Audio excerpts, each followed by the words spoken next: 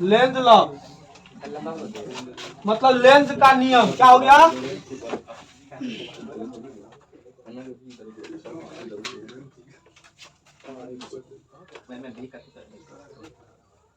Lenz law क्या हुआ? V पर पावर n आई है, मतलब बहुत ही ज्यादा इम्पोर्टेंट है यार। बोर्ड पे 2023 के लिए बहुत ही ज्यादा VVI क्वेश्चन है यार। लेंस का नियम क्वेश्चन बैंक अगर देखा होगा जरूर समझ में आया होगा, नहीं देखा होगा तो एनसीईआरटी जाके देख लेना। देखिए लेंस बहुत अच्छा बात कहा, मतलब आजकल का बच्चा पे वो डिपेंड कर रहा है। आजकल के बच्चे को जिस तरह से कहा जाता है उसका जैसा रिएक्शन होता है। आजकल के बच्चे को जो हम जो सिखा रहे हैं वो अप्लाई हम ही पे करता है, भस्मासुर वाला मतलब भोला बाबा से क्या ले लिया, वो वरदान ले लिया और क्या कर दिया, अब बोलता है कि लाइए टेस्ट करते हैं आप भस्म होते हैं कि नहीं होते हैं। ठीक है, तो मतलब भोला बाबा भोला था, दे दिया। वही चीज हम लोग हैं, एक शिक्षक भोला भाला होता है, विद्यार्थी उससे घींच लेता है, और शिक्षक का कर्तव्य भी बनता है कि उसको बिना कुछ इच्छा का उनको ज्ञान दे। लेकिन फिर भी तो पेट जरूरी है, क्योंकि सरकार जरूरी है तो पेटो जरूरी है।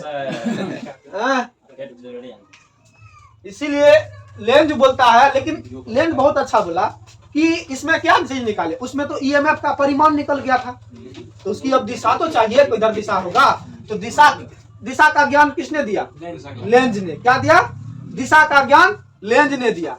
तो लेंज अब क्या करेगा? लेंज बोल रहा है कि देख भाई, जिससे तू उत्पन्न हुआ है तुम उसका विरोध मत करना। लेकिन बेचारा क्या करता है, इसकी जो मतलब इंड्यूस ईएमएफ जिससे उत्पन्न हुआ है, जिसके कारण उत्पन्न हुआ है, उसी का विरोध करता है।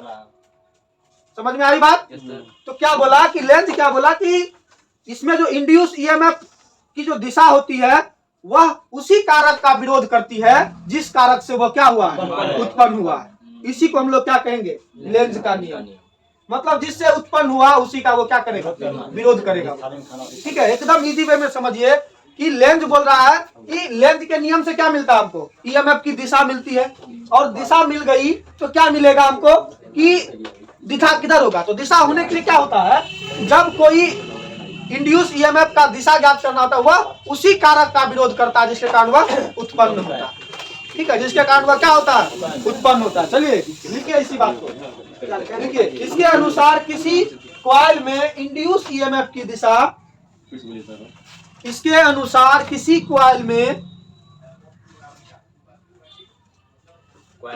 इंड्यूस ईएमएफ की दिशा, इंड्यूस्ड ईएमएफ की दिशा इस प्रकार से होती है कि वह उस कारक का ही विरोध करती है, कि वह उस कारक का ही विरोध करती है जिसके द्वारा वह उत्पन्न होती है,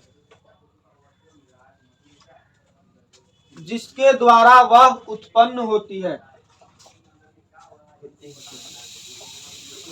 जिसके द्वारा वह उत्पन्न होती है। मतलब समझे बात को? लिखिए, पैराग्राफ चेंज करके लिखिए। इस नियम से हमें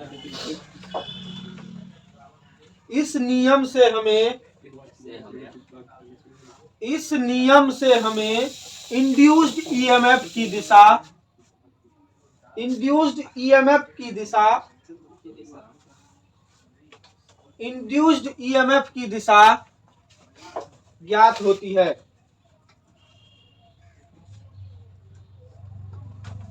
बेचारा बहुत गलत लोग था मेरे, जिससे उत्पन्न हुआ उसी का विरोध करना शुरू कर दिया। ये गलत बात है, लेकिन इस कंडीशन में सही बात है। लेंज का जो law of conservation of energy है, मतलब लेंज जो ऊर्जा संरक्षण का सिद्धांत दिया है, वो बहुत ही ज्यादा इंपॉर्टेंट सिद्धांत था विद्युत को पैदा करने के लिए। वहां क्या होता था, जब किसी चुंबकीय क्षेत्र में किसको ले जाया जाता था, चुंबकीय को, किसी चुंबक के नॉर्थ पोल को ले जाता था, तो नजदीक रहता था नॉर्थ पोल, अगर दूर ले जाता था तो साउथ पोल। इसके कारण वह विद्युत ऊर्जा में कन्वर्ट हो जाता था। तो यही चीज सबसे बड़ा बात था लेंज का। तो लेंज का अभी हम क्या पढ़ रहे थे, लेंज लॉ क्या है। तो लेंज लॉ क्या है, इसके अनुसार किसी कॉइल में जो होगा, ठीक है, इसके अनुसार किसी कॉइल की जो इंड्यूस्ड ईएमएफ है उसकी दिशा का मान क्या होता है, दिशा का मान क्या होता है, वह जिस कारक से उत्पन्न हुआ उसी कारक का वह क्या करता है, विरोध करता है। विरोध मतलब बायकॉट करता है। उसी का जब विरोध करेगा तो इसमें हमको क्या मिलेगा, उसकी दिशा मिलेगी। अब विरोध मतलब माइनस, विरोध मतलब माइनस, तो इसमें इंड्यूस ईएमएफ क्या कितना होगा, दिशा क्या होगा, माइनस d∅/dt। ये होगा ये। तो आई, और यहाँ पर आई बराबर क्या होगा, -1/r/d∅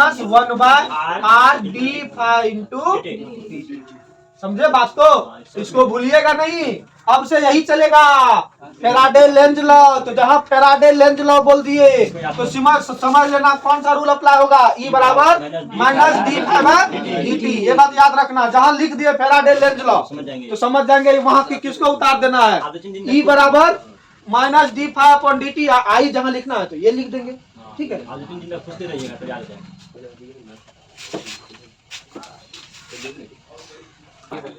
कट करके